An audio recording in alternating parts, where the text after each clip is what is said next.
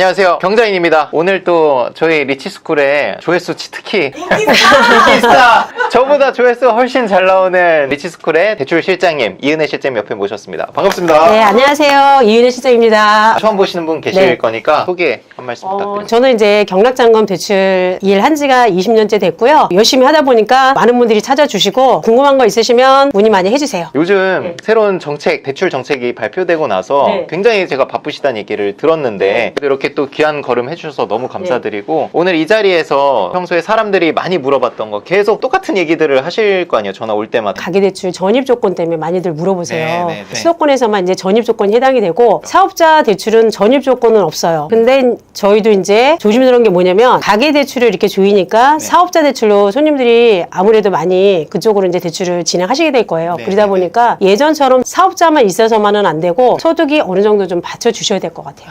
예전에는 사업자 대출은 대출 이자 낼 여력 정도만 있으면 네. 됐는데 이젠 그거보다 좀 더 있어야 되는 건가요? 그렇죠. 뭐 몇 배수 이렇게 정해진 건 없고. 그러니까 숫자상으로 또 얼마라고 딱 얘기하는 건 그런데 예전에는 사업자가 내면 네. 뭐 카드 조금만 써도 이제 해줬는데 기존에 이제 대출 받았던 분들이 가계대출, 사업자 대출이 있다 보니까 네. 그 대출에다가 지금 현재 카드 실적이 얼마 안 내는 분들은 좀 승인받기가 좀 힘들더라고요. 저도 최근에 네 채 낙찰받고 네. 승인을 이제 한꺼번에 받다 보니까 뭔가 까다롭게 마지막 네 번째 거 볼 때는 이번에 좀 힘드셨을 거예요. 네, 까다롭게. 그래도 이은혜 실장님께서 또 힘을 써주셔가지고 무탈하게 맞아. 잔금을 다 쳤는데. 조금 위험했었어요. 맞아요. 네. 저도 지금은 좀 보류를 한 상태거든요. 계속 입찰을 하려다가. 오늘 실장님께서 정리를 해주시겠지만 그래도 좀 뭐 상품마다 또 이게 다를 거니까 그것들을 잘 미리 알아보고 입찰을 하셔야 될 것 같아요. 그렇죠. 그래서 말씀 주신 거 외에 또 이번 규제에서 또 새롭게 바뀐 부분이 있을까요? 제일 크게 바뀐 거는 네. 예전에는 이제 전입 조건이 없었는데 전입 조건을 해야 되니까 이 점이 좀 힘드실 거고요. 이 부분이 굉장히 질문이 많았어요. 사업자 대출은 네. 전입 조건은 없는 거죠? 없어요. 수도권이요. 예, 수도권에서는 무조건 전입은 해야 되는 건 이제 정해졌어요. 아, 예. 가계대출일 네, 때. 가계대출일 때. 네, 우리 댓글 하나 달린 게 그런 게 있었거든요. 가계대출이건 사업자 대출이건 결국 개인 대출은 맞잖아요. 그렇죠. 네, 그래서 똑같이 적용을 받는다 이런 의견이 있었는데 그거는 그럼 잘못된 얘기네요. 그거는 이제 개인으로 받긴 하셨는데 대출 네. 자체를 사업자로 대출을 하는 거기 때문에 그건 네. 전입권이 안 들어가는 거고 가계대출로 개인으로 들어가는 거는 네. 전입 조건이 무조건인 거죠. 또 하나 네. 지금 규제에서 강하게 적용하고 있는 게 네. 6억 이상 대출 안 해주겠다라는 건데 그렇죠. 사업자 대출은 6억 이상도 대출이 나옵니까? 사업자는 아직까지는 크게 금액을 딱 네. 정해놓지는 않았어요. 근데 이제 은행마다 한도가 뭐 6억인데 5억인데 7억인데 이런 거는 있을 거예요. 뭐 우리 교육생들은 뭐 6억 이상짜리를 입찰하는 분들이 많지는 않은데 혹시나 이제 영상을 보시는 분들은 또 계실 수 있으니까 네. 그거는 좀 한 번 더 체크를 해서 입찰을 네. 하시면 좋겠고. 그 사업자 대출 받아도 전월세 넣는 거는 상관이 아예 없어요?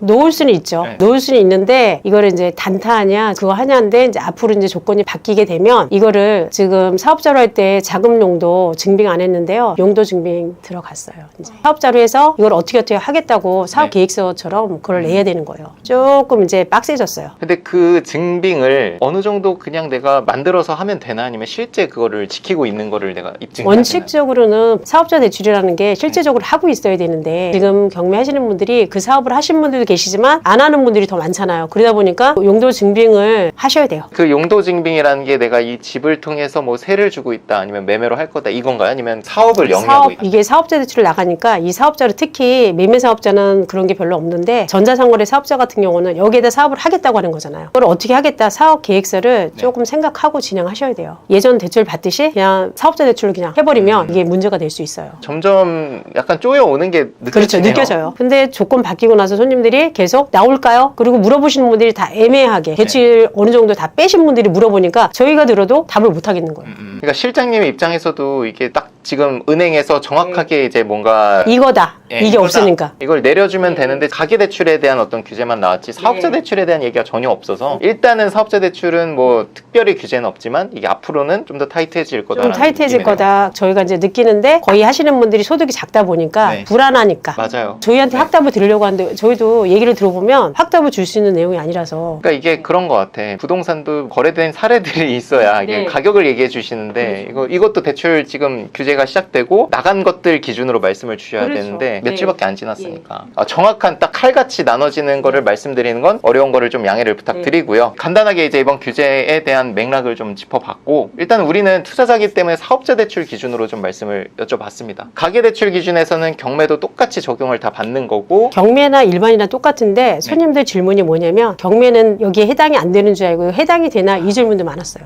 조건이 바뀌면 일반이나 경매나 조건은 똑같이 바뀌는 거예요. 맞아요. 예. 결국 경매 대출도 주택담보대출, 개인 네. 주택담보대출이기 때문에 큰 골자는 똑같으나 네. 이제 우리가 쓰는 거는 사업자 대출이기 때문에 개인 대출에서는 좀 자유롭다라고 정리를 할 수 있을 것 같습니다. 우리 졸업생분들이 주신 질문을 제가 이제 취합을 미리 했거든요. 그래서 제가 실장님께 한번 질문을 드려보려고 합니다. 첫 번째 질문이 대출 규제 일단 가계대출만 해당되는 걸로 일단 말씀을 주셨고, 두 번째 질문이 이제 2주택에 대해서 수도권에서는 대출 안 해주겠다라고 지금 가계대출은 하기 좀 힘들고요. 2주택 이상이면 사업자 대출로 계획 잡으셔야 될 거예요. 맞아요. 무조건 사업자 대출. 그 연결한 질문이 이게 지방도 포함해서인지인데 지방은 전혀 아니죠. 지방은 전혀 아니고요. 네. 수도권만. 수도권이 인천까지?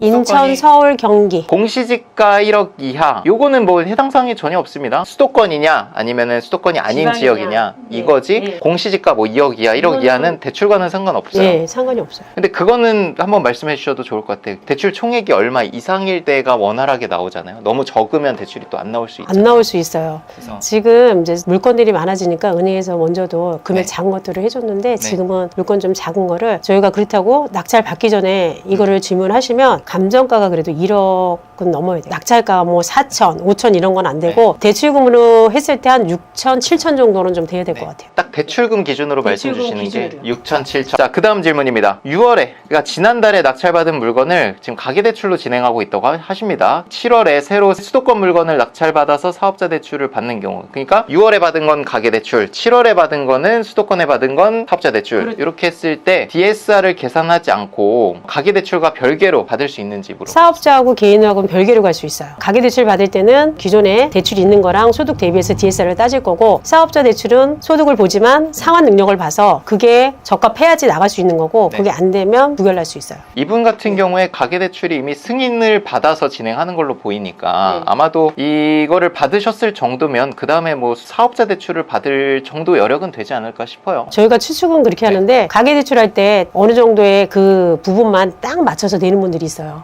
소득이 작아서. 네. 이분은 소득 한번 체크해 봐야 될 것 같아요. 그래서 이분은 7월에 수도권 물건 낙찰 받을 때는 한 번 더 체크를 하셔가지고 우리 졸업생이시니까 우리 실장님한테 한번 연락 드리셔가지고 확인 한번 받으시는 게 좋을 것 같습니다. 자, 그래서 일단 정리를 하자면 가계대출과 사업자 대출은 좀 별개로 볼 수 있으나 결국 소득으로 연결이 되기 때문에 소득이 크지 않으면 또 이게 부결날 수 있으니까 확인을 한번 해보시는 게 좋겠습니다. 다음 질문입니다. 무직인 상태에서 사업자를 내고 작년 카드 사용 금액이 일정 금액을 넘은 건으로 대출이 가능한가요? 물어봤는데 이거 구체적으로 카드 사용을 얼마 했는지, 무직이 얼마나 됐는지 이 기간이나 이런 걸 주셔야 실장님께서 말씀을 주실 수 있어서.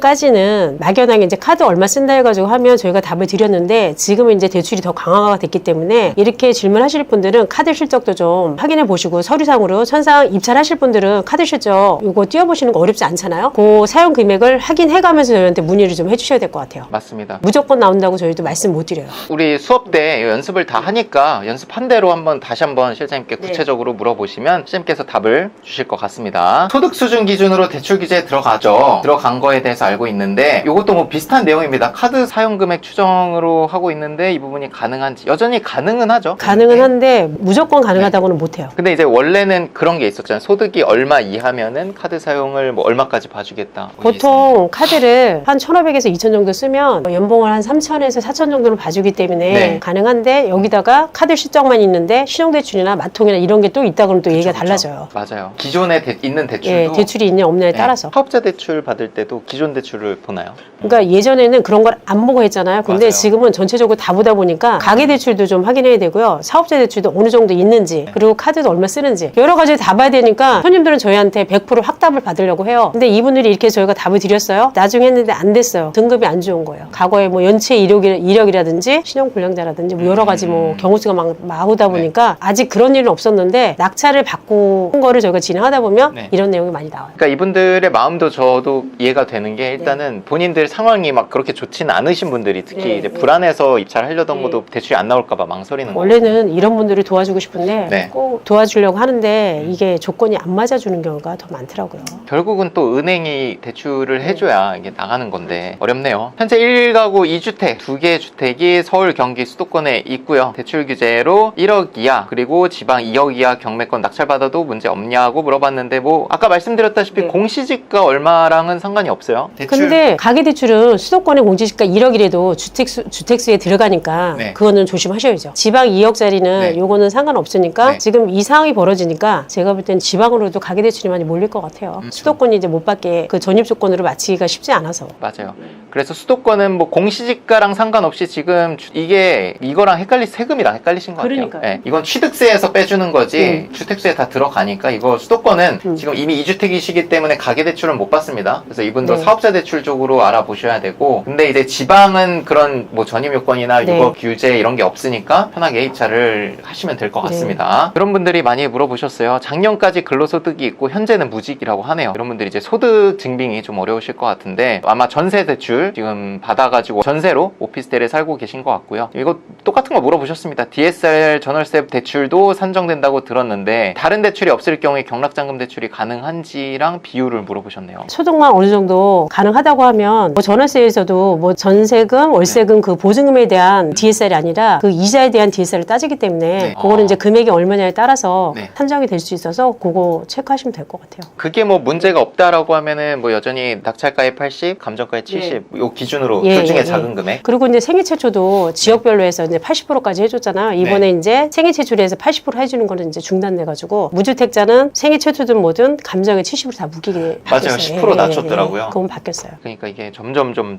쪼이고 있는 것 같습니다. 제가 우려되는 건 이제 이러다가 사업자 대출을 그냥 바꿔버리는 거 아닌가 싶기도 해서. 저희도 약간 불안하긴 한데 이 상태에서 사업자 대출을 막아버리면 저희 생각에는 물건이 더 쏟아지지 않을까. 더 문제가 더 생길 것 같아요. 그러면 제 생각엔 P2P 대출이 또 활발해지지 않을까 싶긴 합니다. 그렇죠. 고금리 대출이어도 빨리 받아야 되는 분은 뭐 이자가 중요한 게 아니잖아요. 이번에 지금 여기 수강생들도 좀 불안하면서 연락을 주신 게 뭐냐면 네. 6월 27일까지 네. 받은 것까지는 기존대로 해주기로 했잖아요. 네네네. 근데 전입에 대한 부분이 크다 보니까 이거 전입을 해야 되는 걸로 착각하시고 네. 잠을 못 잤다고 그러신 분들이 있었어요.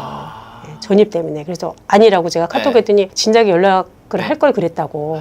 기존에 자서 한 분들까지는 괜찮은 거죠? 안 했어도 지금 했어도. 현재는 6월 27일까지 낙찰권에 대해서는 기존 조건 바뀌기 전 거로 이제 해주기로 했는데 이것도 빨리 해놔야지 네. 은행에서도 갑자기 얘기를 또 바꿀 수도 있어요. 아니 이게 뭐 정책이 나오면 뭐 한 달 동안 정리할 시간을 줘야 되는데 뭐 내일부터 시행 이래버리니까 예전에는 뭐 준비 기간을 좀 줬거든요. 지금은 없어요. 어쨌든 지금 타이트하게 보기 때문에 네. 분명히 이 타이트한 부분에서 떨어져 나간 분들 사업자도 안 나오고 가계대출도 안 나오시는 분들이 생길 거란 말이죠. 이랬을 때 지금 P2P 시장은 어때요? 저도 실장님을 통해서 한번 받아봤는데 법무사님 중개로 부동산 중개 거래랑 비슷해요. 법무사님이 중개를 하시고 개인과 개인 간에 이제 입금하고 이렇게 계약서를 쓰고 하는 거거든요. 아무래도 조용 오게 되면 P2P 시장도 좀 살아날 것 같은데 현재는 어떻게 해서라도 다 가잖아요. 네. 가니까 아직까지는 얘기가 없는데 아무래도 그렇게 가지 않을까 좀 싶어요. 저는 뭘 기억하냐면 실장님을 통해서 받았을 시점이 사업자 대출이라는 게 없던 시점이에요. 가계대출 안 나오면 그냥 P2P 가는 거였어 그때는. 중간 다리에 지금 사업자 대출이 있는 거고 이게 지금 어쨌든 생긴 지 한 2년 정도 열린 것 같은데 이게 당연한 게 아니라는 거죠 제 말은. 이게 너무 사람들이 당연해지니까 뭐 안 나오면 안 된다 뭐 이러는데 원래 사실 이거는 제가 했을 땐 없었던 거여가지고 사실 지금 받을 수 있을 때 빨리 받으시는 게 저는 좋다라고 생각은 하는데 그래도 여전히 불안하신 거는 뭐 마찬가지인 것 같습니다. 자 이것도 뭐 좀 앞에 중복되는 질문이긴 합니다. 경매로 취득한 경락잔금 대출도 전입 의무 가능성이 있는지 이거 말씀 주셨습니다. 사업자 대출로 가면은 전입 의무는 수도권에 여전히 없습니다. 다만 소득을 좀 더 타이트하게 본다라고 말씀을 주셨고요. 이분의 입장은 그거예요. 자기가 낙찰받은 물건 실거주 의무가 있으면 채무자를 6개월 동안 못 내보내면 내가 6개월 안에 전입을 못 하는데 어떻게 되는 거냐 물어보셨는데 근데 소유권 이전을 했기 때문에 본인 거잖아요. 네. 전입을 해도 상관은 없죠. 그분 등본에다가 지금 네. 소유자분이 들어가는 게 아니잖아요. 본인 등본으로 따로 전입이 돼 그쵸. 하는 거라서 그건 전입은 여러 명이 할 수 예, 있으니까. 할 수 있죠. 아. 그리고 실제적으로 여기 소유자가 아니면 전입이 들어가면 연락이 갈 거 아니에요. 그쵸. 동사무소에도 연락이 아, 오니까 네. 내 소유다. 그러니까 문제가 없죠. 그래서 이거는 뭐 본인이 채무자 있는 상태에서 전입을 하시면 해도 상관이 없죠. 네, 예. 전혀 문제 안 될 것 네. 같습니다. 좋아요 순으로 한번 볼게요. 첫 번째 분입니다. 저 오늘 낙찰권 대출 상담 받는데 사업자 대출도 DSR 보던데 DSR을 보는 게 맞아요? DSR보다는 상환 능력, 상환 능력이라고 하셔야 될 거예요. DSR은 1 더하기 1은 2가 딱 정답이 나와야 되는 건데 네. 상환 능력은 정답이 아니라 이자 낼 수 있는 여력을 보는 거니까 DSR이라고 하기엔 좀 그래요. 기존에 가계대출이 있으면 합산해서 DSR 본다고 하는데 이거는 잘못된 설명 같습니다. 어쨌든 지금 나온 지가 얼마 안 됐기 때문에 이게 정리가 안 된 상황이에요. 네. 그래서 DSR을 본다가 아니라 그 가계대출을 내고도 이자 상환을 낼 수 있느냐를 본다는 말을 약간 DSR로 받아들이신 것 같아. 충분히 그렇게 그치. 오해할 만하죠. 설명을 못했거나 네. 잘못 이해를 하셨거나 경매로 낙찰받아서 경락대출 받는 거는 매매사업자가 아닌 개인으로 대출했는데 부동산 매매사업자로 대출이 가능한가요? 여전히 뭐 매매사업자로 가능하죠? 매매 사업자도 가능하고 전자상거래 사업자도 가능해요. 네. 근데 이제 전자상거래 사업자로 가는 거는 보통 아파트들을 많이 해줘요. 물건 겐스하는 거 그런 거는 전자상거래 사업자도 가능해요. 네. 현금 구입은 전입 의무가 없는 건가요? 당연히 없죠. 현금으로 하는데. 전입 의무는 대출에서 나오는 겁니다. 근데 대출을 안 받는 거니까 당연히 전입 의무 없습니다. 다주택자도 매매 사업자만 있으면 경락받는 것 기존과 다를 것 없다라고 이해하는 게 맞나요? 한편에서는 다주택자는 무조건 대출 안 된다고 봐야 하는데 대출 안 나올까봐 입찰 포기하고 있다 말씀을 주셨습니다. 입찰하셔도 되죠. 네, 입찰하셔도 됩니다. 경장님 내채 지금 대출 나왔죠? 22번째, 23번째, 24번째 주택이 대출이 나왔습니다. 다주택자라고 해도 저보다는 주택수 훨씬 적을 거니까 그만큼 이제 사업자 대출로 하면은 주택수랑은 상관없이 소득, 대신 소득은 좀 있으셔야 돼요. 근데 저것도 있어요. 이번에 이제 경장님도 대출 받을 때 조금 힘드셨거든요. 근데 대출 조건이 내가 받으려고 할 때 그 조건이 끝나면 못 받을 수도 있어요. 시기적인 것도. 대출 조건이 이제 바뀐 단계에 이제 내 물건이랑 네. 딱 맞물리면 대출이 안 나올 수도 있는 거예요. 그래서 한번 경험을 해보신 분들은 저희가 빨리 하셔야 돼요. 그러면 말씀 듣는데 모르시는 분들한테 얘기하잖아요. 아, 뭐야, 날짜 많이 남았는데 왜 빨리 하라고 그래? 이러는 거예요. 근데 이번 경우에도 조금 미리 움직이시는 분들은 다 있어요. 예. 물론 예측을 미리 할 수는 없겠지만 지금 계속 바뀌고 있잖아요. 네, 계속 뭔가. 바뀌고 있어요. 네. 이런 땐 무조건 대출은 빨리 자설을 해놓고 내 거 지키고 그 다음에 뭘 하시던 다음 해놔야지 마음이 편하잖아요. 그렇죠. 더 풀리진 않아요. 지금 상황에서 더 악화될 거기 때문에 빨리 하는 게 무조건 이득입니다. 일단 이 영상이 또 나가고 나면 아 실장님 어떻게 실장님께 문의하죠? 이런 문의들이 있을 건데 저희가 우리 실장님 워낙 바쁘시기 때문에 연락처를 뭐 공개하거나 할 수는 없고요. 마지막으로 대출 때문에 걱정하시는 분들께 한 말씀 좀 우선은 지금 스트레스 DSR 3단계가 이제 발표가 되고 나서부터는 손님들도 불안하고 저희도 조금 예정 물건으로 답드리기가 좀 조심스러워요. 근데 지금 상태에서는 낙찰 받으시면 아무래도 좀 빨리 확인해 놓고 써놓으시는 게 좀 마음이 편하지 않을까 싶어요. 지금 현재까지는 27일까지 낙찰권에 한해서는 기존대로 해주신다고 하는데 저희도 이 변화가 갑자기 은행에서 못한다고 하면 할 수가 없기 때문에 조금 빨리 알아보고 대출 신청해 놓으시는 게 좋으실 것 같아요. 우리 실장님께서 이렇게 출연도 해주시고 하지만 우리 리시스쿨 교육생분들 대상으로는 저희가 1대1 상담도 별도로 하고 있잖아요. 예. 마침 또 이번 주가 대출 특강이 있는 주인데 대중적으로 지금 대출 분위기가 어떤지 어떤 대출들을 많이 받고 계신지 이런 거를 설명드린 뒤에 또 1대1로 상담까지 해주시고 있어서 여러분들께서 뭐 나는 통화로만으로는 좀 부족하다 와서 1대1로 상담하고 싶다 라고 하면은 저희 수업에 또 들어주시면 좋을 것 같고 또는 이제 이은혜 실장님께서 뭐 인천지방법원에 출근을 종종 하시니까 네. 요즘 뭐 자주 가시나요? 자주 못 나가고 있어요. 너무 바빠서. 그러니까 바빠서 요즘은 자주 못 가시는데 가끔 인천지방법원에서 뵈면 이렇게 얘기를 나눌 수 있으니까 그런 기회를 한번 잡아보시면 좋을 것 같습니다. 낙찰 안 받으셔도 아는 척 하셔도 돼요. 그러니까 대출에 대해서 걱정이 많으시겠지만 전문가랑 또 상담을 잘 하시고 대출이 안 나오면 당금을 못 내실 수 있으니까 잘 알아보시고 하셔야 될 것 같습니다. 빨리 지금 혼탁한 분위기가 정리가 네. 됐으면 좋겠네요. 이제 시작이니까 네. 조금 빨리 움직이시면 네. 해결 잘 하실 수 있어요. 자, 저희가 이제 원래 안 하던 특강을 제가 준비를 했습니다. 2시간 반 동안 진행을 하고요. 시간과 일정 장소는 아래 고정 댓글을 확인해 주시면 될 것 같고요. 빌라, 아파트 기준으로 어떻게 투자를 하면 되는지 그리고 권리 분석의 간단한 내용들 그리고 가격 그리고 어떤 물건에 입찰해야 돈을 벌 수 있는지에 대한 내용들을 넣었고요. 대출에 관한 사항도 제가 좀 정리를 해 놓을 테니까 시간 되시는 분들은 그 특강에 오셔서 정리를 하시면 좋을 것 같고요. 자주 하는 특강이 아니니까 최대한 이제 여러분들한테 한정된 자리이긴 하지만 최대한 저가로 좀 알려드리고자 하는 거니까 오늘 와주셔서 너무 감사합니다. 네, 바쁘신데 감사합니다. 네. 실장님 감사합니다. 고생하셨습니다. 안녕하십니까.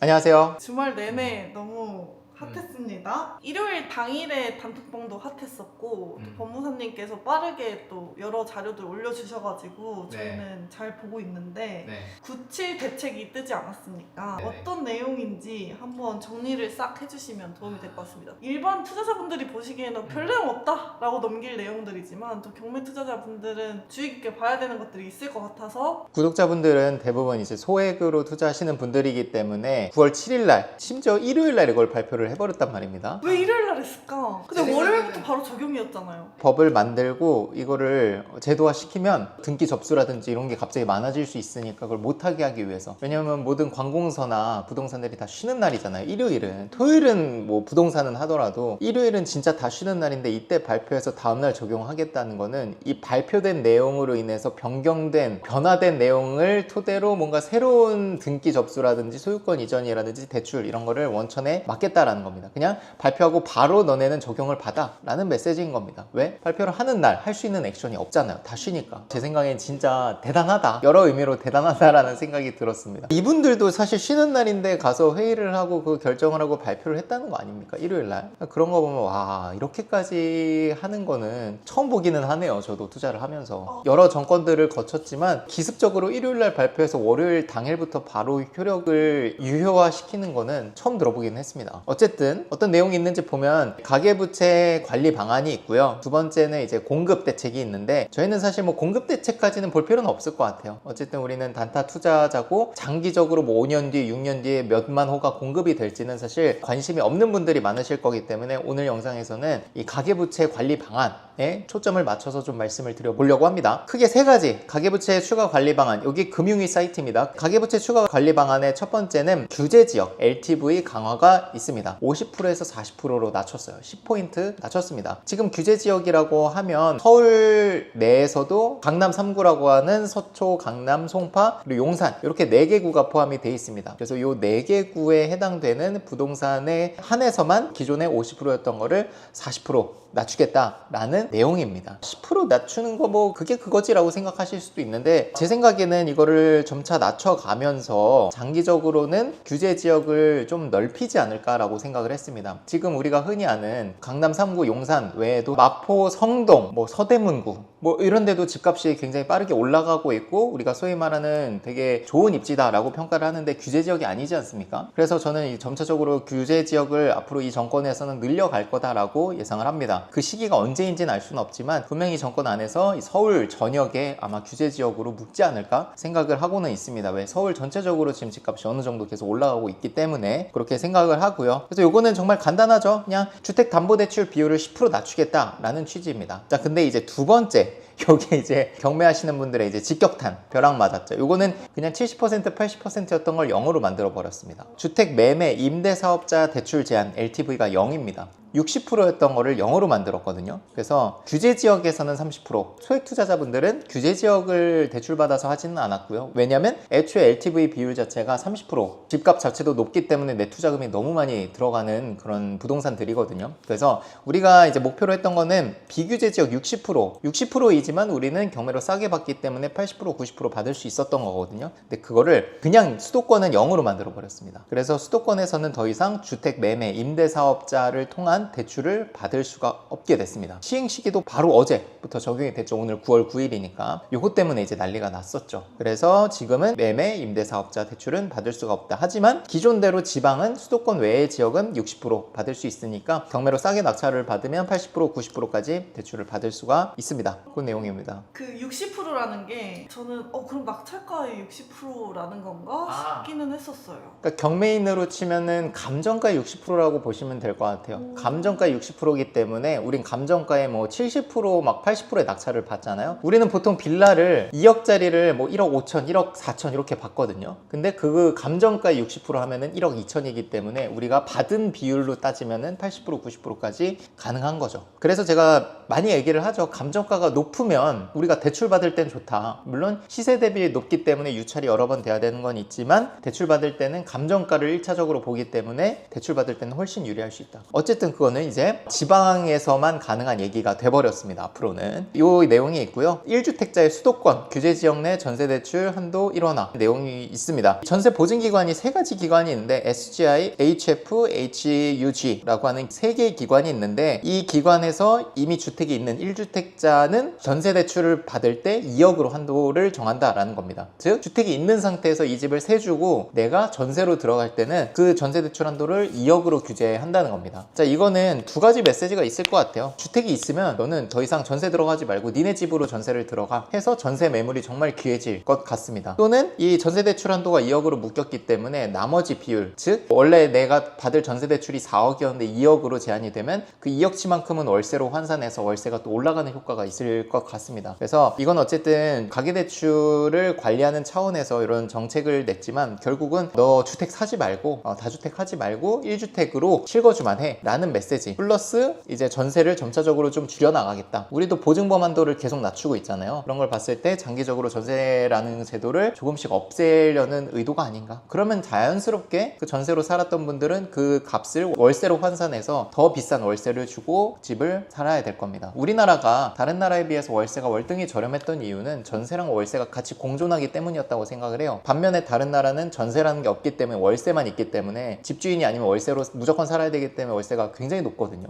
그런 거를 우리도 어느 정도 이제 앞으로 따라가게 되지 않을까 생각을 합니다. 어떻게 될 것 같아요? 이거보다 더 심한 게 나올 수도 있지 않을까 생각을 하고 우리가 초보자분들일수록 그 걱정을 하는 것 같아요. 규제가 나오면 이게 규제라는 칼날이 나한테만 향한다고 생각을 하는데 왜냐면 일단 내가 직격탄을 받았으니까. 근데 이거는 다른 투자자들도 다 동등한 룰에서의 게임이죠. 저는 여기서 또 기회가 발생되지 않을까 생각을 하고는 있습니다. 지금 이게 전국으로 대출 규제를 하는 게 아니에요. 수도권 안에서의 규제이기 때문에 이게 두렵고 나한테 직격탄이 온다 그러면 수도권 밖으로 나가시는 방법도 있고 우리 시청자분들이나 교육생분들께 말씀드리고 싶은 건 이게 무섭다고 피하면 더 많은 사람들과 경쟁을 해야 될 거예요. 왜냐면 규제라는 칼날이 무서워서 피하신 분들이 또 많이 모여 계실 거니까 경매로 낙찰을 싸게 받기가 좀 어려울 것 같다는 판단이 됩니다. 그러면 저는 오히려 수도권 안에서 좋은 기회가 열리지 않을까 생각을 해요. 왜? 이 대출, 이 어려운 상황에서 입찰하는 그 강심장을 가진 사람은 몇 안 될 거거든요. 그 말은 경매로 정말 싸게 낙찰이 될 거라는 것이고 규제가 생기고 나서 어떻게 낙찰이 되는지 보면서 여러분들께 영상으로 제공을 해드릴 예정입니다. 그 외에도 공급 대책에도 여러 가지 이제 대책들을 내놨는데 요거는 현재 바로 적용되는 건 아니고 앞으로의 어떤 방향성에 대한 얘기라고 보시면 될 것 같습니다. 큰 골자는 앞으로 5년 남았죠. 2030년까지 수도권에 원래 예정된 것보다 75,000호 플러스 알파의 추가 공급을 만들겠다라는 겁니다. 크게는 이제 주택 LH가 주도해서 토지를 매입 해서 건축까지 같이 하겠다라는 내용이 큰 골자입니다. 즉 원래는 땅을 민간 건설사한테 팔아서 민간 건설사가 뭐 자이도 짓고 뭐 힐스테이트도 짓고 뭐 이런 계획이었는데 그렇게 하다 보니까 부동산 상황이라든지 경제 상황이 좋고 나쁨에 따라서 이 민간 건설사들이 공급의 일정을 미루기도 하고 당기기도 하고 그걸 자율적으로 하다 보니까 정부가 원하는 때 공급이 이루어지지 않았다라고 판단을 하신 것 같습니다. 그래서 이거를 LH가 다 주도해서 우리가 원하는 때 바로 공급을 할 수 있게 만들겠다라는 겁니다. 취지는 좋아요. 어쨌든 민간 건설사의 어떤 자율에 의해서 그걸 하게 되면 이 일정이 민간 건설사에 의해서 조정이 될 수 있으니까 적절한 공급이 시작돼야 될 때 안 될 수도 있는 문제가 있거든요. 예를 들면 땅을 사놓고 지금 건설 분위기 안 좋으니까 안 짓고 있는 거죠. 건자재 값도 올랐고 인건비도 올랐는데 반해 분양 시장은 너무 안 좋거든요. 그래서 그냥 땅인 상태로 계속 놓고 있는 겁니다. 그래서 이런 것들을 LH에서 주도하겠다라고 하는 건데 문제는 빠른 공급은 가능하지만 거기서 지어지는 아파트가 이제 LH 아파트가 된다는 게 문제죠. 국민들이 원하는 아파트는 좋은 아파트, 브랜드 아파트 이런 것들을 원하는데 LH 아파트라고 하면은 사실 아무래도 힐스테이트 자해 이런 거보다는 좀 떨어지거든요. 실제로 청라라든지 이런 데 보면은 LH 아파트가 가장 좋은 입지에 있는데 주변 힐스테이트 자해에 비해서 평당 시세가 훨씬 낮습니다. 그거는 어떤 걸 반증하냐면 선호도가 떨어진다는 걸 반증하죠. 어쨌든 LH가 주도해서 민간주택을 공급을 활성화하겠다, 빠른 시일 내에 공급을 하겠다라는 내용의 큰 골자입니다. 근데 이거는 매 정부마다 정책이나 방안으로 나오기는 했었는데 실제 공급이 이루어지기까지는 계속 일정이 미뤄지기도 하고 뭐 없어지기도 하고 정권이 바뀌는 거에 따라서 저는 뭐 공급 대책은 사실 보지는 않는 편입니다. 아무래도 경매 투자자이기 때문에 현재 시점의 가격, 현재 시점의 공급량 이런 것들을 체크하지 앞으로 5년 뒤 이런 거는 언제든지 또 정권이 바뀜에 따라서 또 바뀔 수 있기 때문에 실제 이거는 착공이 되고 지어진 다음에 확인을 해봐야 되지 않나 생각을 하고 있습니다. 9월 7일날 발표한 대책 중에 또 하나 있었던 내용이 토지거래 허가구역을 국토부 장관이 직접 지정할 수 있는 권한을 위임한다 라는 내용이 있습니다. 왜 그러겠어요? 하겠다는 거고 지금 서울시장이 어느 당이죠? 지금 어쨌든 정부, 대통령의 정권과 반대당이죠. 소위 말하는 이제 야당이죠. 어쨌든 반대당이기 때문에 그 정부에서 원하는 대로 움직여지지 않을 확률이 높거든요. 그렇다 보니까 국토부 장관은 내 사람이거든요. 국토부 장관한테 그걸 위임해서 직접 이제 지정할 수 있도록 그 말은 즉슨 토지거래 허가구역을 앞으로 늘리겠다라는 의지인 거죠, 정부에. 그렇기 때문에 지금 얘기들이 나오는 게 강남 3구, 용산 외에도 마포, 성동, 아까 말씀드린 뭐 서대문구, 그러니까 규제지역 주변에 있는 구들도 토지거래 허가구역 규제지역으로 묶지 않을까라고 사람들이 예상하는 겁니다. 그렇지 않고서 이걸 할 필요가 없었겠죠. 국토부 장관이 직접 지정할 수 있게 권한을 주진 않았을 겁니다. 이게 부동산은 정치를 빼놓고 얘기할 수가 없다.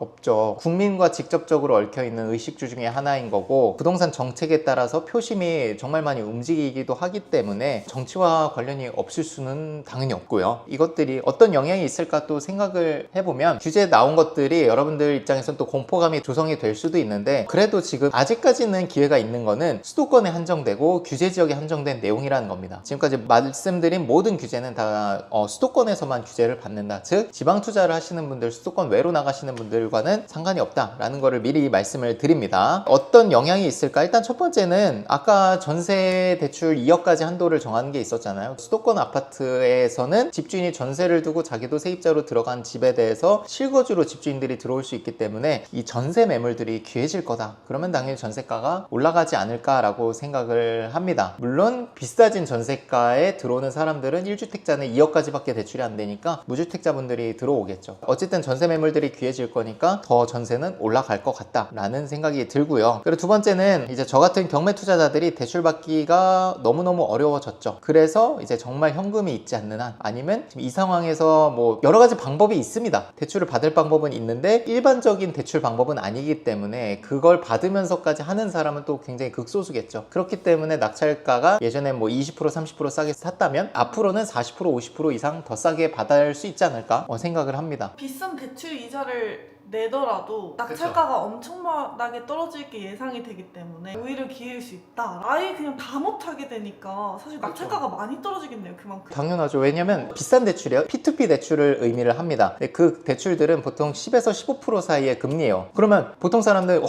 그 대출 어떻게 받아? 라고 하지만 우리는 단타 투자자이기 때문에 그 대출을 한 3개월 4개월만 지고 있으면 돼요. 그리고 그거를 계산해서 입찰가에 녹이면 돼요. 근데 심지어 저는 그거를 그대로 녹이는 게 아니라 더 많이 녹여도 된다고 생각합니다. 1년치를 녹여도 예전에 받기 어려웠던 금액에 더 낙찰받기가 쉬워질 것 같아요. 즉 대출 이자가 예를 들면 500만 원이 더 나와. 근데 나는 낙찰을 1000만 원 싸게 받는 것도 예전보다 더 쉬워질 거라는 생각입니다. 그러네? 그러면 500을 더 벌어가는 거지. P2P 이런 거를 있어도 아 저건 위험하고 신용도에 문제가 되고 이렇게 생각을 하기 때문에 도망가. 우리 수강생들을 대출을 받아서 투자를 하게끔 만들어 드리려는 게 대출이 위험하지도 않고 그걸 통해서 단타 매도를 할 거니까 예전에 세후 수익이 1,500만 원, 2,000만 원이었다? 그럼 앞으로는 3,000만 원, 4,000만 원 계산하고 입찰해도 낙찰이 훨씬 더 빠를 것 같아요. 빠르다는 건 예전엔 5번, 6번 입찰해야 된다고 하면 이젠 3번, 2번만 입찰해도 낙찰될 확률이 높지 않을까요? 라고 생각을 합니다. 왜냐면 우리는 입찰할 때 비용들을 다 반영을 하거든요. 그럼 거기에 대출 이자 뭐 13% 넣고 그거 몇 개월치 하면 계산이 되잖아요. 그리고 취급 수수료라는 게 또 있으니까 그것도 참고를 하셔야 돼요. 취급 수수료 보통 3%에서 5% 정도 총 금액에. 그러니까 1억 대출 받으면 500만 원이 이제 나오는 거죠. 물론 크지만 그것도 반영을 하면 전 충분히 낙찰이 더 빨리 되지 않을까 생각을 합니다. 그러면 또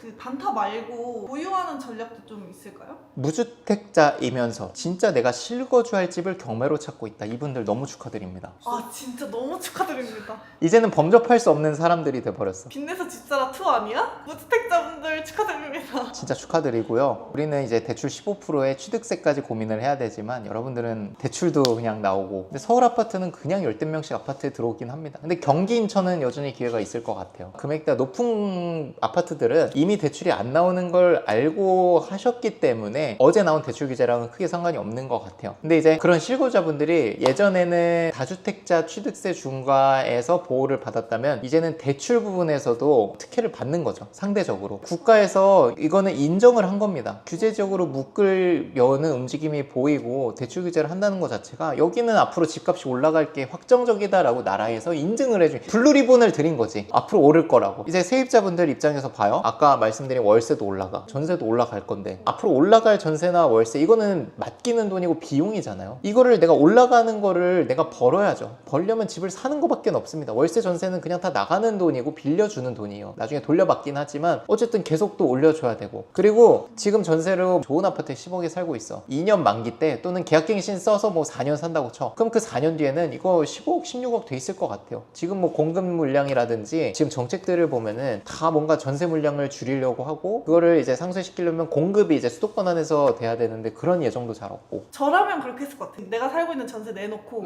경매로 집을 샀을 것 같아. 실거주 집. 계약이라는 게 물론 2년 4년 보호가 되지만 임차인이 어떤 상황이 발생되면 대신 이제 중개 수수료를 물어야 돼. 근데 중개 수수료 뭐 100만 원 200만 원 무는 거는 지금 집값이 앞으로 올라갈 걸 상상해 본다면 1%도 안 되거든요. 집값은 올라가는데 전월세는 싸죠. 예를 들면 그러면 사실 고민을 할 것 같아요. 앞으로 전세가 월세 내가 빌려서 사는 비용이 낮아지니까 집을 그냥 안 사도 나 그냥 싸게 여기서 살게. 근데 지금은 다 올라가고 있잖아. 앞으로 다 올라갈 게 보이는데 또 이미 올랐기 때문에 다음 세입자 구하는 게 너무 편하잖아요. 그쵸. 내가 지금 싸게 살고 있으니까 이 가격에 맞춰주면 되거든요. 나였으면 그렇게 할 것 같은데 또 이렇게 할 수 있는 투자자들이 많이 없지 않습니까? 없죠. 무주택자이신 분들은 너무 기회다라는 거를 말씀드려서 오히려 무주택자인 분들이 경매를 배운다? 그러면은 단타매도 빌라 이런 거보다 자본 여력이 된다면 아파트 좋은 거를 싸게 받는 거. 왜냐면 너무 지금 이점이 많으니까 안전하게 내 집 마련 차원에서 받아두고 두 번째 주택부터 투자로 굴려가면 되지 않을까 생각을 일단 합니다. 그게 일단 첫 번째고, 그러면 무주택자가 아닌 사람들은 어떻게 하나요? 라고 할 수 있을 것 같아요. 그런 분들은 보유를 한다고 하면 일단은 보유를 한다는 것 자체가 월세든 전세든 둔다는 거겠죠. 공실이 아니라면. 전세는 절대 두지 마시고요. 왜냐면 전세가가 물론 이제 앞으로 올라갈 게 보이긴 하지만 또 우리가 보는 빌라라든지 이런 것들은 전세가가 강제적으로 낮아질 수도 있을 것 같아요. 보증보험 한도 때문에. 그래서 웬만하면 월세로 갖고 가는 게, 웬만하면 수도권 안에서만 하시고 이 안에서도 전세보다는 월세로 갖고 가셔라. 그래야 내보낼 때도 편리하니까.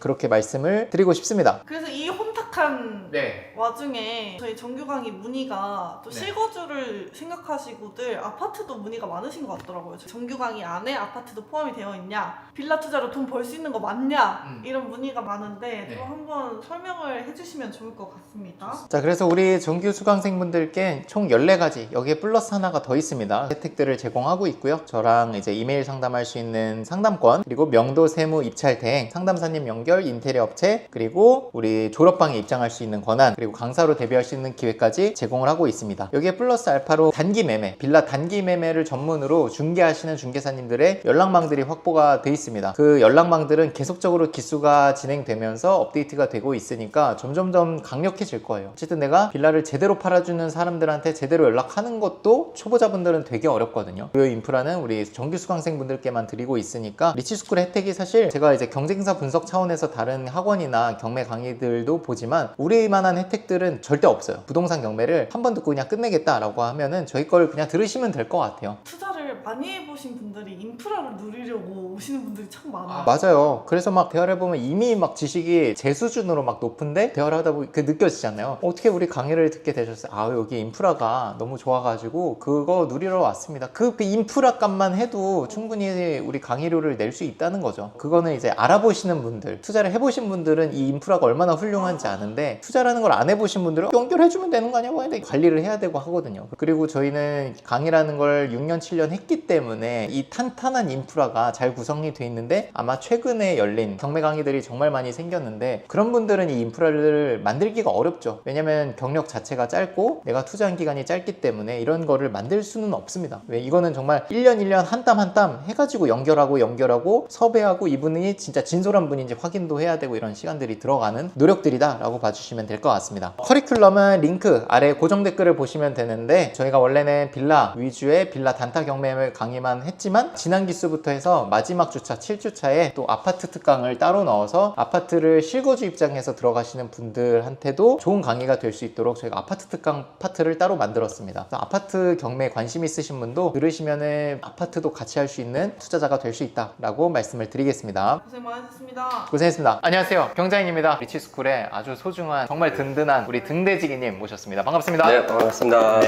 예, 안녕하세요. 재경사 카페 매니저 등대직입니다. 반갑습니다. 반갑습니다. 오늘은 두 전문가분들 모시고 네. 구칠 대책에 대한 대책을 세워보고자 이렇게 카메라를 켰습니다. 부동산 시장 전반에는 별로 떠들썩하지 않은 것 같은데 이게 네. 경매 시장의 날벼락 이런 느낌이에요. 다른 아파트 하는 채널들은 이 사업자 대출 막힌 거를 별로 안 다루고 공급 이쪽은 다루는데 우리는 좀 반대길인 것 같아요. 확실히 여기가 조회수도 많이 나오기도 하고 그만큼 또 관심이 있으신 분들이 많다는 거니까 공급 정책보다는 오늘은 대출 위주로 좀 말씀을 드리고 싶어요. 이번에 또 사업자 대출이 막히면서 다시 한번 이 등대지기님이 얼마나 막강한 힘을 갖고 계신지 다시 한번 느꼈습니다. 지금은 제가 부동산 경매 투자를 공격적으로 하고 있는 포지션이 아니다 보니까 피부에 확 와닿지는 않았어요. 제가 아닌 다른 일반 투자자다라고 하면은 부동산 경매라고 하면 레버리지 효과잖아요. 아무래도 그거에 대한 영향이 있다 보니까 어수선한 분위기 조금 느껴졌고 뭐 제 지인분들이나 그 전 수강생분들 낙찰 받으신 분들도 받았는데 잔금 납부 어떻게 해야 되냐 이런 문의들을 조금 하시더라고요. 정책 나온 지 이제 며칠 안 됐지만 관련된 업종에 있으신 분들도 그 대책이 아무래도 영향이 크다 보니까 적응하는 시기는 분명히 필요할 것 같다. 97 대책이 났다고 해서 아예 투자가 막혀지는 거는 아니라고 저는 생각을 해요. 그거에 맞게끔 대책은 또 투자자들 입장에서 나올 거라고 예상을 하고 있습니다. 올 게 왔다라고 생각은 했어요. 왜냐면 2022년도인가 그때는 애초에 사업자 대출이란 게 안 나올 때거든요. 다시 원래대로 안 나오겠다라고 하는 건데 주택 매매 임대 사업자 대출을 제한하는 거잖아요. 그러면 임대 사업자가 아닌 대출로 좀 알아보면 되지 않을까라고 일단 생각을 했고요. 그것도 안 된다면 우리 등대지기님이 계신 대부업 쪽에 문의를 해서 금융위의 관리를 받지 않는 개인의 돈을 받아가지고 물론 금리가 좀 비싸긴 하겠지만 그렇게 투자를 이어갈 방법도 있지 않을까 생각을 해요. 투자자들은 이런 문제가 생겼을 때 오히려 기회를 찾고 해결 방법을 찾는 사람들이잖아요. 지금 공포감이 굉장히 크겠지만 우리가 경매로 더 싸게 받을 기회는 더 많이 생길 것 같아요. 앞으로는. 은행들은 대출을 해야 먹고 살잖아요. 대출을 해주지 말라고 하면은 은행 쪽에서도 뭔가 상품을 만들거나 이렇지 않을까요? 결과론적으로 지금 사업자 대출을 막으면은 관련된 종사하시는 분들은 일거리를 잃는 거잖아요. 그렇지 않고 거기에 맞게끔 또 다른 상품을 만들어서 규제를 우회할 수 있는 상품을 만들 거라고 저는 예상이 돼요. 늘 그래 왔듯이 어떤 식으로든 방법이 나오긴 할 건데 다만 시간이 필요한 것 같다라는 생각을 갖고 있습니다.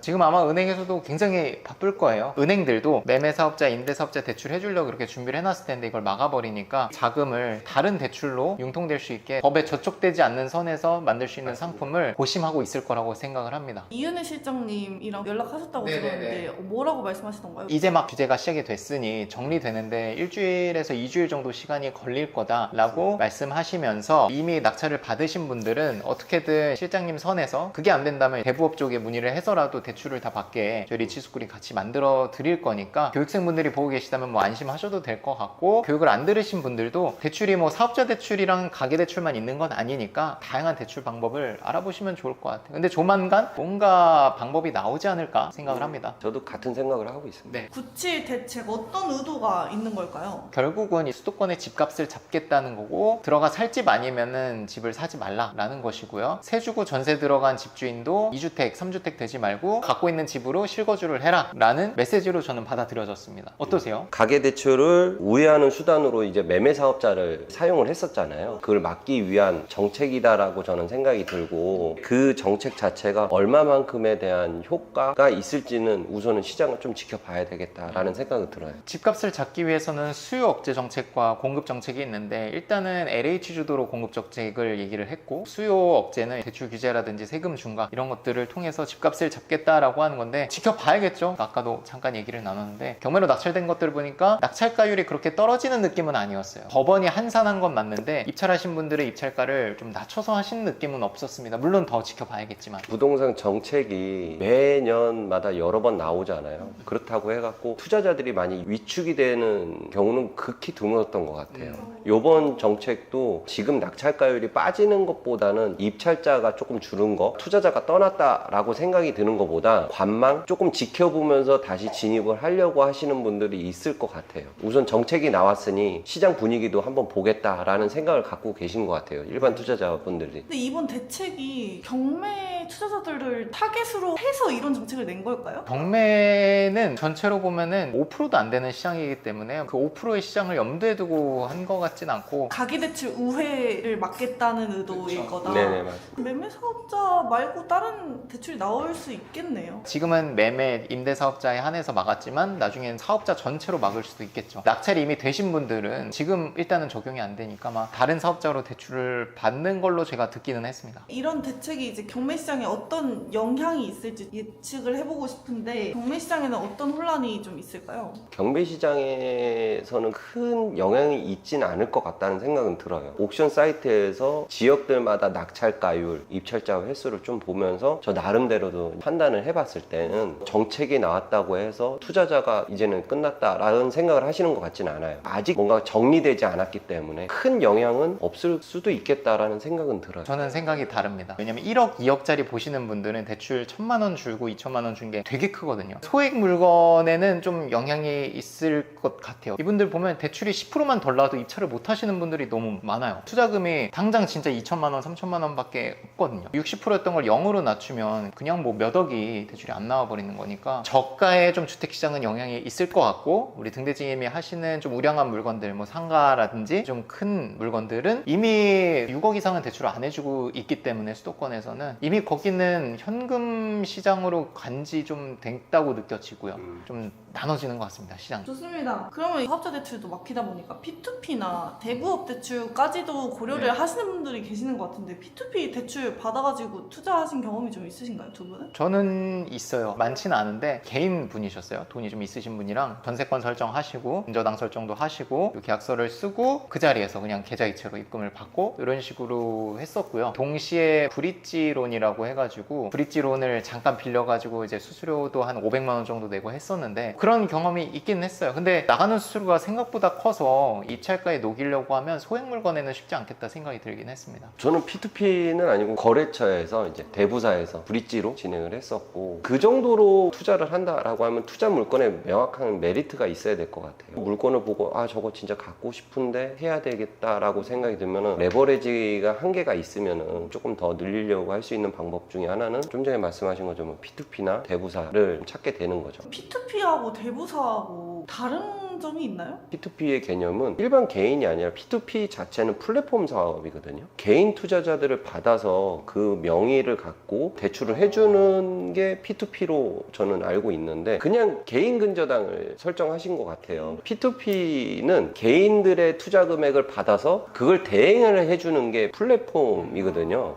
그래서 좀 전에 말씀하신 것처럼 뭐 개인이 나갔다, 개인 근저당 설정했다, 이거는 제가 알고 있는 P2P하고는 조금 다르지 않나라는 생각이 들고, P2P하고 대부사의 차이는 금리 차이라고 보이거든요. 물건을 보는 것도 보수적으로 보고 용도의 제한도 있고, 근데 대부사는 부동산의 가치만 보고 진행을 하다 보니까 한도 차이는 분명히 나죠. 대부는 대신 한도가 많이 나오는군요. 금리가 비싸도. 네, P2P 같은 경우는 몇 년 전에도 P2P 회사에 제가 매입 보증사로 들어가 있었었는데, 거기는 원래는 빌라를 취급을 하질 않아요. 아파트만 취급을 하고, 그래서 매입 보증사로 들어갈 때 빌라도 취급을 해라. 그럼 내가 만약에 부실이 됐을 때는 매입 보증을 썼으니까 내가 매입을 하겠다라는 이런 협업을 해갖고 진행한 케이스가 있어요. 그래서 저희가 빌라 낙찰되고 이제 잔금 못 치면 대부업에서 해주신다고 한 거였군요. 일반적으로 빌라 낙찰 받고 낙찰가의 80% 정도 대출이 나오잖아요. 정책 나오기 전까지는. 낙찰가의 80%면은 시세보단 많이 저렴한 거잖아요. 빌라든 아파트든 우리는 가치를 보고 판단을 할 거니까, 예를 들어서 시세 대비 80%에서 20% 삭감을 한 거의 60%잖아요. 네. 그 부동산 가치 100%의 60% 정도의 대출이 나간다라고 하면은 그렇게 리스크가 크진 않죠. 그러니까 그런 원리로 치면 사실 대출을 100% 해줘도 안전한 거야. 이미 싸게 받았기 때문에. 사업자 대출 관련해서 경매 투자자들끼리 얘기하고 있는 카더라, 예측 이런 게 좀 있을까요? 다시 한번 제 생각을 정리 드리면 매매 사업자, 임대 사업자가 아닌 대출은 현재는 가능하다. 근데 이것도 금방 막힐 거다라는 게 제 생각이고, 두 번째는 이제 규제 지역이 더 넓어질 거다. 국토부 장관한테 그 위임을 했잖아요. 토지 거래 허가 구역이나 이런 걸 지정할 수 있는 권한을 줬거든요. 그런 것들을 봤을 때는 앞으로 대출 받기가 점점 더 팍팍해지니 지금이라도 좀 나올 때 하셔야 된다라는 생각입니다. 저는. 저 같은 경우는 투자 자체를 한 10년 넘게 하다 보니까 어떤 정책이 나오더라도 항상 저는 그에 맞춰서 진행을 했거든요. 어떻게 들으실지는 모르겠지만 지금 요번 대책이 나왔는데도 제가 투자하는 방식에 크게 영향이 없어요. 지금 이 정책 자체가 제가 하고 있는 뭐 GPL 투자나 MPL 투자에 크게 영향은 없어요. 또 나아가서 상가 경매 같은 경우도 규제가 없으니까 카더라에 대한 부분은 사실상 제 관심사가 아니다 보니까 그냥 그에 맞춰서 저는 했던 것 같아요. 그럼 이번 대책으로 가장 수혜를 보는 사람은 누구일까요? 기준을 딱 명확하게 세우긴 좀 애매하지만 한 2억 정도 현금이 있으신 무주택자면 경매에 와서 대출 받고 입찰하면 되지 않을까. 왜냐면 저 같은 사람은 대출도 안 나오고 취득세도 12%니까 차이가 날 수밖에 없죠. 등대지기님 말씀하신 대로 상가나 이런 것들은 뭐 그런 것들이 전혀 없기 때문에 사실 상가나 이런 건 전혀 상관이 없고, 정말 실거주집 마련하려는 분들이 역으로 혜택을 보겠죠. 왜? 투자자들은 그들을 이길 수가 없거든요. 입찰가로. 저 같은 경우는 지금 이 정책 나오고 나서 영상 말고 그냥 솔직한 제 얘기를 하자면은 전문 투자자들의 기회의 시기가 온 것 같다라는 생각이 들어요. 왜 그러냐면은 그전에는 부동산 경매에 그렇게 많은 투자자들이 많이 몰리진 않았는데 2019년도부터 뭐 엄청나게 유입이 됐잖아요. 투자자들이. 네. 그때 유입되면서 전문 투자자들의 먹거리가 조금씩 줄어들긴 맞긴 맞거든요. 근데 지금 이런 정책으로 인해서 일반 투자자들보다는 전문 투자자들이 이제 조금 움직이는 시기가 왔다라는 생각은 들어요. 제가 전문이라는 것보다는 양질의 부동산들을 계속 유입할 수 있겠구나라는 생각이 드는 거예요. 같은 생각이 아까 뭐 대출 규제에 무주택자분들은 이제 제가 실거주 차원에서 말씀을 드린 거고, 투자자들을 향해서 지금 주택을 매수하지 말라는 메시지이기 때문에 주택시장은 무주택자분들이나 대출 받으실 분들이 좋은 가격에 가져가실 것 같고, 투자자들은 다른 먹거리를 찾아서 가거나 아니면은 그냥 아예 포기를 하거나 일 것 같은데, 포기하시는 분들도 많을 거기 때문에 그 먹거리들이 몰리는 명수가 많이 줄지 않을까 생각을 합니다. 경쟁이. 그럼 오히려 경매 투자는 경쟁 입찰이기 때문에 기회가 있을 수도 있겠네요. 모르겠어요. 요즘 또 정보가 워낙 또 이게 공유가 빠르다 보니까 괜찮다 하면은 또 막 사람들 몰리고 이런 막 미디어나 이런 데 타고 해서 뭐 정확하게는 몰라요. 나도 모르겠으면 지켜봐야겠습니다. 좋습니다. 경자인님 정규 강의 다음 주에 개강이지 않습니까? 네. 정규 강의 한번 소개 부탁드립니다.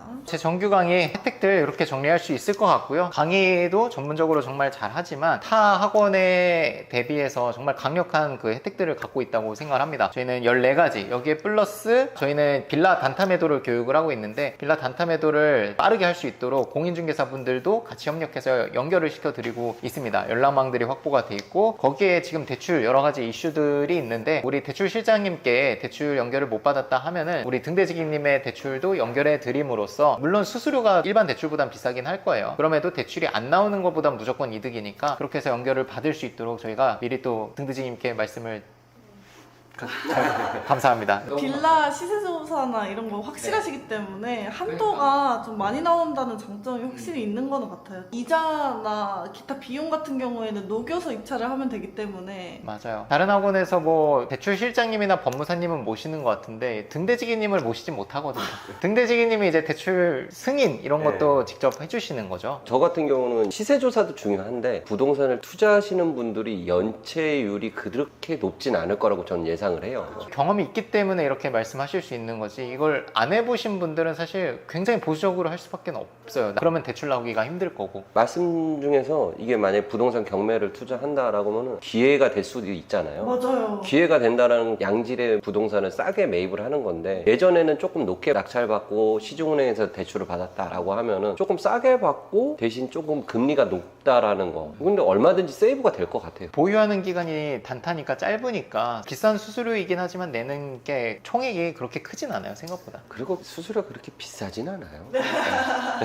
왜냐면 이제 처음 오시는 분들은 4% 이런 걸 생각해서 그래요. 정말 그냥 시중은행의 아파트 담보대출 수준 정도를 생각하기 때문에 예방주사 차원에서 말씀을 드렸지만 다른 대부업의 그런 대출에 비해서 훨씬 싸다 말씀을 드립니다. 또 이렇게 인프라가 연결이 되어서 많은 그러니까요. 혜택을 드릴 수 있고 수강생분들이 계속 낙찰받고 계시잖아요. 맞아요. 네. 이런 때일수록 더 받으라고 저는 권장하는 편이에요. 이게 무서워서 수도권 밖으로 가면 거기에는 더 많은 사람들이 치열하게 또 경쟁을 합니다. 오히려 이런 때일수록 수도권을 노리자라는 게 제 취지입니다. 좋습니다. 그리고 또 저희 등대지기님의 GPA 스터디와 정규 강의 한번 설명해 주시죠. 현재 지금 스터디를 진행하고 있고요. 스터디 안에서는 경매 예정 물건, 그리고 상가 경매, GPL 수강생분들이 실제 투자하고 있는 사례를 갖고 스터디를 하는데, 스터디로만 끝나는 게 아니라 상가 경매나 또는 예정 물건 투자하는 방식에 대해서는 스터디에 참여하시는 분들한테 기회를 제공하고, 상가 경매 같은 경우는 임장까지 가셔갖고 제가 피드백을 드리고 그렇게 조금 투자를 진행할 수 있게끔 도움을 드리는 스터디입니다. GPL은 이 정책하고 상관없이 투자를 계속 이어갈 수 있는 투자 방식이기 때문에 현금의 여유가 조금 되시거나 부동산 경매에 어느 정도의 경험이 쌓으신 분들이 GPL 정규반을 수강을 하시면은 지금보다는 선택지가 더 많아질 거고 시야도 더 넓어질 수 있는 수업이지 않나라는 생각이 듭니다. 대출이 막히면서 GPL 투자가 개인 은행이라고 볼 수 있잖아요. 빌려주고 이자를 받는 거니까 오히려 호황일 것 같아요, GPL 쪽은. 늘 나쁘진 않았던 것 같아요. 돈이 돈을 번다고 네. 정말 그런 것 같습니다. 공자이님 정규 졸업하신 분들도 GPL 네. 투자 지금 많이 하고 계시잖아요. 제가 잘 가르쳐서 위로 올려드릴 테니까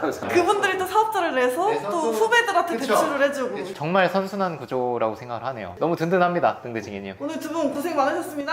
고생했습니다. 네. 고생했습니다. 안녕하세요. 오늘 부동산 대책이 나왔습니다. 세 번째 대책인데 자, 우리가 규제가 시작이 되면 우리 경매하는 사람들은 좋을 수밖에 없어요. 저도 좋아요. 왜냐하면 10월 15일 날 한 거는 아파트를 대상으로 하고 있기 때문에 아파트를 규제를 하면 아파트로 갔었어야 될 돈들이 이제 빌라, 오피스텔들로 오게 되거든요. 그런 점에서 이미 자산을 오피스텔, 빌라 이런 아파트의 대체 상품으로 갖고 계신 분들은 앞으로 가격이 좀 올라갈 확률이 높을 것 같습니다. 그리고 이제 막 경매를 배우시는 분들도 아직까지는 나쁘지 않아요. 왜냐면 말씀을 곧 드리겠지만 대출 규제 적용된 지역이 우리 경매인들, 빌라를 보시는 분들이 보는 지역 대부분은 살짝 비껴 나갔어요. 자, 그러면 바로 옆 동네 아파트들 많은 지역은 엄청나게 규제를 해. 근데 바로 옆 동네인 빌라가 있는 동네는 규제가 없어요. 그럼 결국 이제 이쪽에는 또 입찰 경쟁이 세질 수는 있지만 당장은 대출 규제가 없기 때문에 어쨌든 지금 같은 방식으로 70% 80% 받고 경매하는 데는 문제가 전혀 없다라는 거죠. 왜냐면 대출 규제 지역이 아직까지는 빌라들이 밀집되어 있는 지역은 적용을 하지 않았으니까. 물론 서울은 제외예요. 서울은 다 묶어버렸기 때문에 서울에 있는 빌라들은 적용을 받겠지만 우리가 보는 경기도 그리고 인천은 아직까지 규제가 없기 때문에 여러분들이 지금 하시던 대로 하시면 될 것 같고요. 규제 지역이라는 게 지금이 끝이 아니라 앞으로 넓혀갈 수도 있겠죠. 그랬을 땐 좀 영향이 있을 수는 있지만 오늘 발표 기준으로는 아직까지는 우리가 빌라 경매를 하는 데 있어서 크게 문제되지는 않을 것 같다. 대부분의 지역은. 어떤 규제가 나왔나부터 말씀을 좀 드릴까 합니다. 관계부처 합동해서 주택시장 안정화 대책 10월 15일 나왔습니다. 우리가 중점적으로 보는 거는 규제 지역이 어디로 지정이 됐냐, 어떤 내용의 규제를 받냐, 대출은 어떻게 됐냐, 요 세 가지 골자로 한번 살펴볼까 합니다. 규제 지역입니다. 지금 기존의 토지거래 허가구역으로 묶였던 지역은 유지를 합니다. 그래서 용산, 서초, 강남, 송파는 토지거래 허가구역 플러스 투기과열지구로 묶여져 있고요. 이렇게 가운데 그 주변으로 해서 서울 전체 플러스 광명, 안양, 의왕, 용인수지, 수원, 장안, 팔달, 영통, 성남, 중원 이런 경기 남부 일부 지역까지 묶었네요. 그리고 부천 이쪽은 피해 갔네요. 그래서 지금 여기 규제 지역들을 보시면 대부분 이제 아파트 밀집해 있는 지역이라고 보시면 될 것 같습니다. 우리가 빌라를 보는 데 있어서 빌라는 대부분 어디를 봤었냐면 수원 권성구, 그리고 안양 만안, 그리고 시흥읍과 안산, 부천 이런 데가 이제 우리가 주로 보는 빌라 지역들이었거든요. 경기도 그리고 인천. 지금 아직까지는 규제 지역에 해당되지 않습니다. 10월 15일 기준으로. 그래서 우리는 기존의 경기도권 그리고 인천 쪽을 보시던 분들은 기존처럼 하시면 돼요. 규제 지역이 아닙니다. 그래서 그렇게 보시면 되고, 그러면 규제 지역에서는 어떤 내용들의 적용을 받냐라고 하면은 요약을 하자면 대출 그리고 세금, 청약에 영향을 받습니다. 투기과열지구는 당연히 더 강력한 조정 대상 지역보다 더 강력한 규제이기 때문에 당연히 이 모든 것들을 포함하고요. 그래서 주택담보대출에 대해서도 규제를 받고 전세대출에 대해서도 이제 DSR을 보기 시작한다고 합니다. 비규제 지역은 대출이 뭐 60에서 70%까지 무난하게 나왔었는데 이제 조정 대상 지역으로 묶이면 최대 맥시멈 무주택자분들한테만 40%, 주택이 하나라도 있으면 0%, 1주택 이상부터는 대출을 안 해줘 버립니다. 단 1주택이신 분들은 처분 조건, 아마 그러니까 6개월 내 처분 조건에 약정을 하시면 40% 대출이 나온다라는 걸로 봐주시면 될 것 같습니다. 그리고 대출은 기존처럼 6억을 최대 한도로 하고요. 6개월 내 전입 의무를 부과합니다. 그리고 30년 이내 만기. 요거는 기존에 있었던 규제였죠. 수도권에서. 근데 우리 경매하시는 분들은 대부분 사업자를 활용하셨기 때문에 이런 의무 제한, 전입 의무, 만기 이런 게 제약 조건이 없었죠. 생애 최초 70% 전입 의무 들어가는 거 동일합니다. 자, 그리고 전세 대출도 이제는 전세 끼고 내가 소유권 이전 받는 날 전세 대출을 실행을 못 받게 이렇게 막아뒀었죠. 소유권 이전 조건부 전세 대출, 즉 내가 소유권 이전하는 날 전세 대출을 동시에 실행하지 말라, 전세 끼고 매수하지 말라라는 메시지를 적용받고 있었죠. 그래서 이런 것들은 뭐 기존에 있었던 거니까 보시면 될 것 같고, 그리고 사업자 대출도 주택 매매 사업자 외에 주택 구입 목적 주담대 사업자 대출 제한을 한다라는 겁니다. 통신 판매, 전자상거래 대출로 담보대출 70% 80% 받았습니다. 이번에 그것까지 제한을 했어요. 무슨 말이냐? 여기에 매매 임대 사업자 외에 모든 사업자 대출에 주택 구입 목적 주담대 제한, 그래서 전자상거래, 통신 판매도 제한을 하겠다라는 뜻입니다. 그래서 이제는 여기 규제 지역에 들어간 지역들은 내가 사업자 대출을 활용해서 내가 투자 목적으로 단타 매도를 하시는 거는 불가능해졌습니다. 심지어 대출도 문제지만 매매 사업자로 규제 지역에서 집을 팔면 비교과세가 됩니다. 이것도 여러분들 꼭 아셔야 돼요. 비교과세가 어떻게 되냐? 양도세랑 사업 소득세랑 비교를 해서 큰 걸로 매겨집니다. 그럼 사업 소득세랑 양도세, 단타 양도세랑 뭐가 더 크겠어요? 당연히 단타 양도세 77%가 훨씬 더 세금이 크겠죠. 무조건 이걸로 부과가 될 겁니다. 우리가 단타 매도를 하는 목적이 개인 양도세를 피하기 위해서 하는 거였는데 이거 비교과세를 해버리는 순간 의미가 없어집니다. 그래서 규제 지역에서는 단타 매도가 불가능해진다. 대출 어려워지고 내가 팔았을 때 세금으로 77%를 내야 되기 때문에 남는 금액이 없다라는 거 봐주시면 될 것 같습니다. 자, 그리고 이것도 되게 중요한데요. 소액 투자하시는 분들에 해당되는 내용은 아니지만 고가주택에 대한 대출 규제가 한 단계 더 강력해졌습니다. 기존에는 6억까지는 대출을 해줬는데 이제는 물건 가격에 따라서 6억에서 더 낮추겠다라는 겁니다. 총 매매가가 15억 초과 25억 이하에 들어가는 주택은 4억까지만 대출을 해주겠다는 거고, 전체 대출 금액이에요. 이게 그 구간만 4억이 아니라 전체 금액, 전체 대출이 4억인 겁니다. 즉 25억짜리를 사면서 현금이 21억이 필요한 거예요. 거기에 취득세, 뭐 법무비, 기타 비용은 별도입니다. 그리고 20억 초과되는 것들에 대해서는 2억까지만 대출을 해주겠다. 즉 30억짜리를 사면 내가 28억의 내 현금이 있어야 돼요. 30억짜리를 사면서 2억 대출을 해주는 건 뭐 놀리는 것도 아니고 대출을 안 해주겠다는 거죠. 고가주택은 대출을 그냥 막아버릴 확률이 높습니다. 근데 이게 의미가 없는 게 이미 15억 초과, 20억 초과 이런 분들은 애초에 대출 생각을 안 하고 사시는 분들이 많아요. 연예인들이나 고액 자산가, 그리고 뭐 어떤 기업의 대표, 근저당이 없어요. 이분들한테 6억 대출해주던 걸 4억으로 낮추는 게 무슨 의미냐는 거죠. 2억을 대출을 깎는 게. 그러니까 결국은 이런 고액 자산가, 현금이 많으신 분들의 판이 될 거다. 15억 이상의 아파트는. 근데 지금 서울의 아파트 웬만한 우리 기준에서 좀 좋은 아파트라고 하는 건 15억이 다 넘잖아요. 마포, 뭐 성동구 이런 데는 다 15억이 넘는데 이제는 서울의 아파트를 살려고 하면 현금이 있어야 된다라는 기준으로 갖고 가면 될 것 같아요. 정부에서는 이거를 진짜 그냥 너네 집 사지 마 라고 막는 거죠. 그리고 있는 사람만 더 부자가 되는 세상이 진짜 이젠 오는 겁니다. 자, 그래서 이게 언제부터 시행이냐 라는 것도 되게 중요한데, 특히나 이제 토지거래 허가구역에 지정된 지역 같은 경우에는 10월 20일부터 적용을 받습니다. 자, 그러면 며칠 남았죠? 5일 남았습니다. 오늘부터. 그래서 오늘부터 해서 굉장히 많은 거래가 일어날 걸로 예상이 됩니다. 왜냐면 5일을 놓치면 이제 토지거래 허가구역인 거고, 5일까지는 토지거래 허가구역이 아니기 때문에 계약 기준이에요. 등기 이전이 아니라. 등기 이전이었으면 더 빡세죠. 은행에 대출까지 실행해야 되니까. 근데 계약 기준이기 때문에 이 의무를 5일 안에 계약서를 쓰면 실거주 의무 및 토지거래 허가구역에서 적용받는 여러 가지 규제들을 적용받지 않습니다. 그래서 5일 동안 예정된 지역, 토지거래 허가구역으로 묶인 지역은 굉장히 많은 거래 몰려서 일어날 걸로 예상이 됩니다. 경매 투자자는 사실 가격을 내가 정해서 내가 사서 내가 파는 거기 때문에 굉장히 능동적이죠. 그 능동적인 거를 할 수 있지만 대출, 레버리지는 굉장히 중요한 요소죠. 2억짜리를 내가 1억 6천, 7천에 받지만 대출이 80% 정도는 나와야 소액 투자가 가능한 거니까. 그런 점에서 이제 규제 지역으로 묶이게 되면 그런 레버리지 활용이 어렵기 때문에 규제 지역으로 묶인 지역은 이제는 좀 피하셔야 됩니다. 아까도 말씀드렸지만 내가 집을 팔 때도 세금 중과가 들어갈 거기 때문에 규제 지역은 피해야 되는 관점에서 앞으로 모니터링은 잘 하셔야 됩니다. 10월 15일 날 규제 지역을 이렇게 대량으로 묶기는 했지만 앞으로 또 이게 추가돼서 옆으로 더 인천도 묶고 나중에 나중에는 뭐 안양도 묻고 군포도 묻고 수원도 다 묻고 하면은 그때 이제 수도권 빌라를 볼 수가 없거든요. 그때 이제 정말 지방 아파트를 가거나 지방 빌라를 봐야 될 수도 있습니다. 하지만 그것도 제가 이제 수업 때 항상 얘기하는 건데 2억에 팔리는 물건을 1억 6천에 받아서 2억에 팔 수 있으면 되거든요. 그 과정에서 중요한 거는 뭐 조사하고 이런 것들은 똑같이 하면 되니까 수도권이랑 거리가 멀 뿐이지 거리가 멀어질 뿐이지 팔리고 내가 낙찰을 싸게 받는 거는 동일하거든요. 경매 투자자한테는 항상 이점이 있는 것 같아요. 뭐 무주택자거나 내가 실거주 집을 보실 분들은 토지거래 허가 구역에서 보셔도 돼요. 토지거래 허가 구역에서 경매로 낙찰받은 것들은 국토부 실거래 등재가 안 되기 때문에 자금조달 계획서나 이런 거가 면제가 되거든요. 실거주 목적이신 분들은 경매시장에 와서 입찰하시면은 경쟁이 아무래도 낮아졌겠죠. 대출이 안 나오니까. 물론 대출이 필요 없는 분들은 또 들어오시겠지만 경매 시장은 경쟁이 확연히 낮아질 거다. 그리고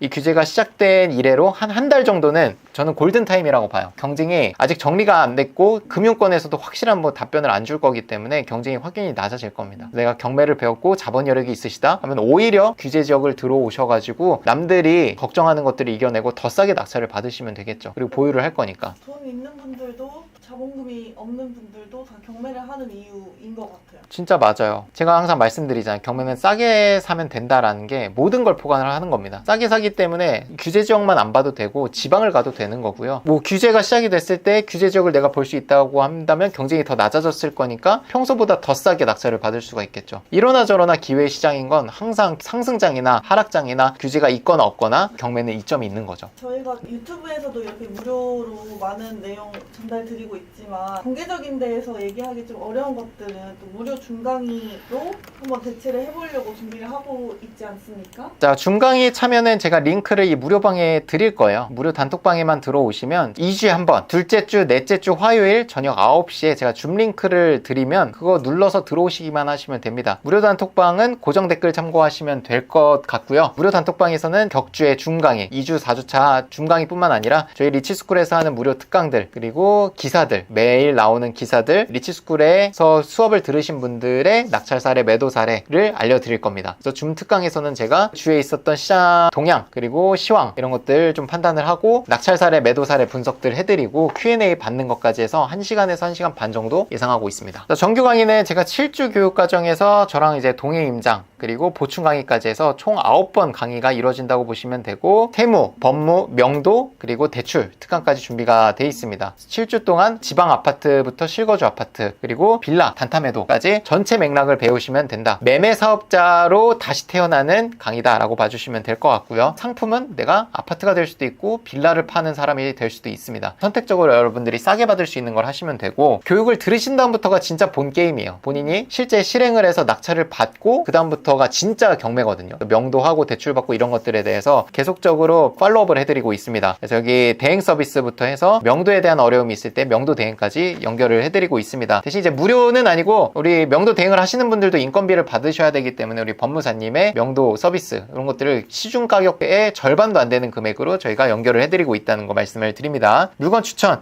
대출까지 해드리고 있고 매매 전문 중개사님 연락망들 저희가 다 제공을 해드립니다. 그리고 리치스쿨에서 하는 정규 강의, 특강 이런 것들에 대해서 우선권과 내가 할인된 가격으로 신청할 수 있다는 이점이 또 있겠죠. 그리고 혜택들이 계속 늘어가고 있습니다. 여기에 나와 있지는 않지만 열쇠공 사장님의 혜택 그리고 인테리어 업체도 수도권뿐만 아니라 저희 부산 쪽에 인테리어 하시는 분들도 신규 제휴가 됐어요. 이런 서비스 혜택들은 계속 늘려가고 있습니다. 그래서 빨리 들으실수록 이득이지 않나. 결국 강의 가격은 계속 올라가고 있고 서비스들은 계속 늘 거니까 여러분들이 빨리 들으실수록 더 이득입니다. 고생 많으셨습니다. 고생했습니다.